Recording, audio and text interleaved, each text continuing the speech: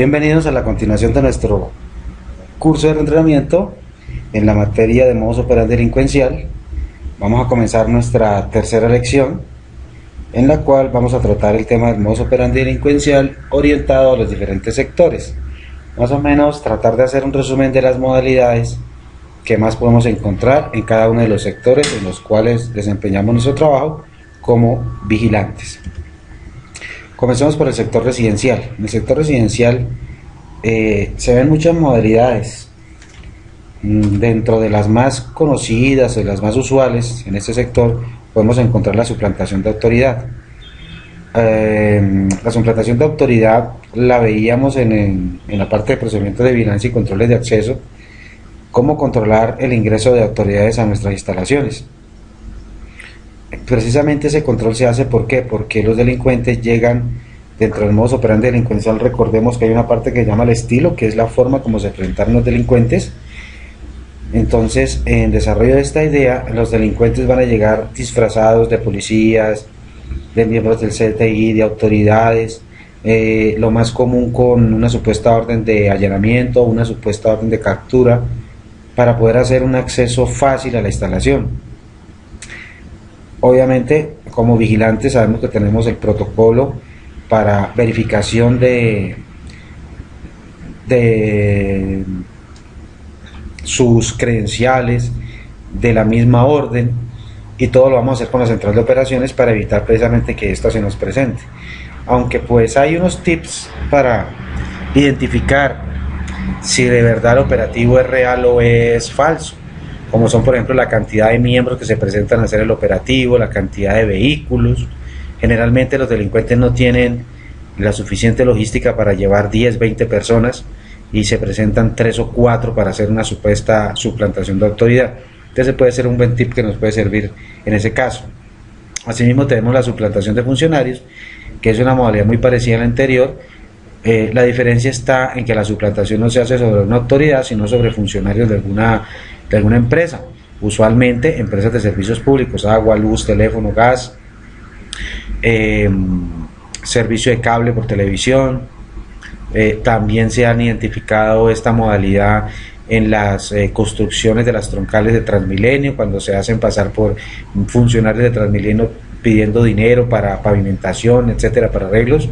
Entonces lo mismo, tenemos que verificar con nuestra central que estos funcionarios realmente sí son reales. El hurto interno es muy común en el sector residencial. Muchos residentes con no muy buenas mañas acostumbran a practicar hurtos internos, particularmente se mucho en la parte de los parqueaderos, cuando los parqueaderos, particularmente los internos, no tienen cámaras, se facilita mucho este tipo de hurto y se presenta mucho. El fleteo, se han presentado casos de fleteo dentro de los conjuntos residenciales. A veces tenemos la dificultad o la deficiencia en que en los ingresos a los parqueaderos se utilizan puertas o rejas que abren y cierran automáticamente, y ese cierre es muy lento, lo que facilita que el delincuente, lo que la policía denomina como el cogedor, que es el parrillero de la moto, ingrese rápidamente, realice el hurto y huya de la escena sin que el guarda de seguridad pueda hacer absolutamente nada, puesto que generalmente los vigilantes fijos de las porterías no se encuentran armados en el sector residencial. El escalamiento no es muy frecuente, pero también se han dado casos. El escalamiento es cuando escalan un muro, una reja, etcétera. Pueden hacerlo manualmente o pueden hacerlo con ayuda de un elemento como una escalera. Homicidios también se han presentado en el sector residencial. Muchos de estos casos los vamos a ver o los hemos estado viendo dentro de nuestro curso con los videos que hemos dejado para análisis de cada una de estas modalidades. Dentro del sector industrial también encontramos la suplantación de autoridad, también encontramos casos de suplantación de funcionarios. Vemos mucho la parte del hurto interno dentro del sector industrial. En el sector industrial podemos englobar fábricas, empresas, etcétera, en donde estamos prestando nuestro servicio. Ese tipo de hurto, las técnicas que utiliza el delincuente es sacar las cosas en el cuerpo, sacarlas en bolsos, sacarlas en la misma basura, en tarros, como por ejemplo en vasos de jugo donde él lleva el jugo, o en el portacomida donde lleva su almuerzo, etcétera. Entonces a todo esto hay que hacerle controles para evitar ser vulnerados así. En el sector financiero englobamos los bancos, instituciones financieras, todos aquellos sitios donde manejamos dinero en efectivo. Se ve, particularmente en los bancos, se ve mucho la suplantación de funcionarios. En esta modalidad los delincuentes se hacen pasar por funcionarios del banco, van a la cola, muchas veces vestidos en forma idéntica a los funcionarios, le dicen a la gente que para que no hagan la cola les van a recibir el dinero y las consignaciones, y finalmente pues terminan robando a la gente. Para esto el vigilante tiene que estar atento, pendiente de personas que tengan el mismo uniforme o parecido a los miembros de la institución bancaria. Asimismo, también se han dado casos en los que la gente, ya estando fuera del banco, las ha abordado un supuesto funcionario del banco en la esquina diciéndole que le faltó por firmar un formato o algo. La persona se devuelve, pero le dicen que no ingrese por la puerta principal sino por la adyacente, y finalmente lo llevan a otro sitio, a un callejón en donde se produce la modalidad de atraco. Entonces es como una combinación de ambas. El paquete chileno también se da en el sector financiero, no es muy común como antes, pero todavía hay gente que cae en eso. Recordemos que es en la cola, dejan caer un paquete, una persona la toma, la abre, le muestra a otra persona, miren, dejaron caer este dinero, salgamos de aquí, repartámoslo. La persona cae, sale con la persona, van a una cafetería, a un restaurante, etcétera, y allí lo que le dicen a la persona es que para evitar inconvenientes, que le dé el dinero que la persona buena, la incauta, lleva. La persona cree que se ha ganado pues la lotería, entrega su dinero, y cuando finalmente abre el paquete, cuando ya los delincuentes se han ido, se da cuenta que hay 1 o 2 billetes reales y el resto son simplemente papeles. También se puede dar el caso de que saquen a la persona para robarla. El fleteo, que no se da dentro del banco, se da por fuera del banco. Para eso hay que estar pendiente de las personas que no realizan ningún tipo de operación dentro del banco, que simplemente están como observadores, como mirones. Eso usualmente le decimos el marcador, que es el encargado de marcar a las personas dentro del banco, a las que reciben dinero. A la gente se le ha dicho infinidad de veces que hay que solicitar escolta, apoyo policial, que utilicen cheques de gerencia, que hagan transacciones por internet, pero la gente realmente sigue cayendo, sigue usando mucho el efectivo, y esto pues facilita mucho el accionar de los delincuentes. El taquillazo, que es digamos el más peligroso para nosotros como vigilantes.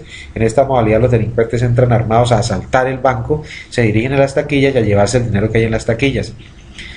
La recomendación para mis vigilantes para esto es quédense quietos. Es preferible permitir que el delincuente cometa el delito, porque si reaccionamos, si desenfundamos, si nos dan tiempo de desenfundar, vamos a producir un tiroteo dentro de las instalaciones, un enfrentamiento armado en el cual pueden resultar heridas personas que no estaban involucradas en el mismo. Entonces, por tratar de evitar o de impedir el riesgo de hurto, lo que finalmente podríamos lograr es que ese riesgo lo vamos a convertir en un riesgo de homicidio o de lesiones personales contra los mismos funcionarios del banco o personas clientes que se encuentran haciendo las colas. Y obviamente para nosotros mismos como vigilantes. Estas recomendaciones ustedes las pueden encontrar en el protocolo de operación de seguridad para actividades financieras de la Superintendencia de Vigilancia, en donde dice muy claramente que el vigilante debe evitar provocar al delincuente. Dentro del sector comercial, en el sector comercial estamos hablando de almacenes de cadena, de almacenes de grandes superficies, centros comerciales. Podemos encontrar el hurto hormiga, que es el más común. El hurto hormiga, pues a estas personas que realizan este tipo de hurtos en forma profesional los llamamos los mecheros, tal cual como ellos se refieren a la modalidad que ellos utilizan, que es la mecha. Con diferentes técnicas sacan los elementos de la instalación.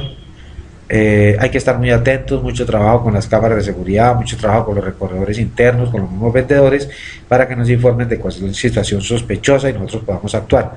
El hurto interno, pero también por parte de empleados. También vemos una modalidad parecida al sector industrial, en donde los elementos van a ser sacados de diferentes formas, en el cuerpo, en basura, etcétera, etcétera, etcétera, inclusive con complicidad de los mismos proveedores. Atracos, se han presentado atracos en los sectores comerciales, particularmente en almacenes de cadena. Tenemos el caso aquí muy puntual el año pasado de una cadena grande, muy renombrada, que recibió varios atracos, particularmente ya cercano a las horas de cierre. Entonces, para ese tipo de modalidad hay que estar muy atentos después de las 8 de la noche hasta el cierre, de que de pronto vaya a haber un ingreso indebido y estamos expuestos a un riesgo de este tipo. Y finalmente, como una recomendación adicional en el sector personal, pues vamos a encontrar, creo yo, que la mayoría de las modalidades reflejadas en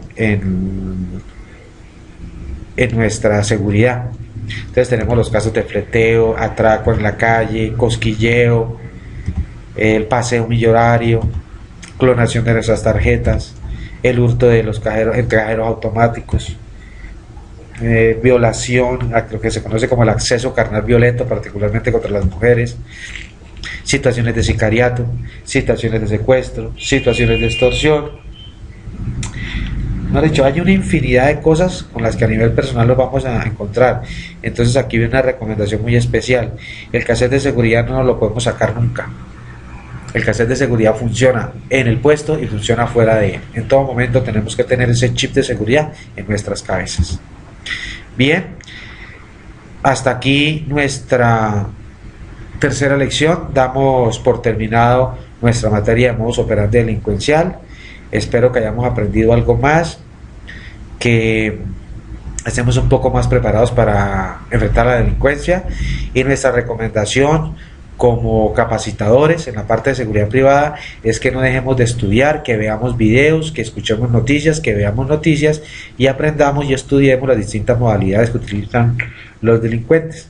Con lo que vimos en nuestra lección, los componentes del modus operandi, con esos 8 elementos, usted como guarda de seguridad o como vigilante puede tomar cualquier tipo de delito, aplicar esos componentes, estudiarlos dentro del delito, conocer cuáles fueron las herramientas, cuál fue la forma de escape, cómplices, etcétera, y cuando terminas de hacer ese estudio, pues puedes decir que conoces el modus operandi de ese delito en particular. Gracias a todos y nos veremos en unas próximas materias. Muchísimas gracias.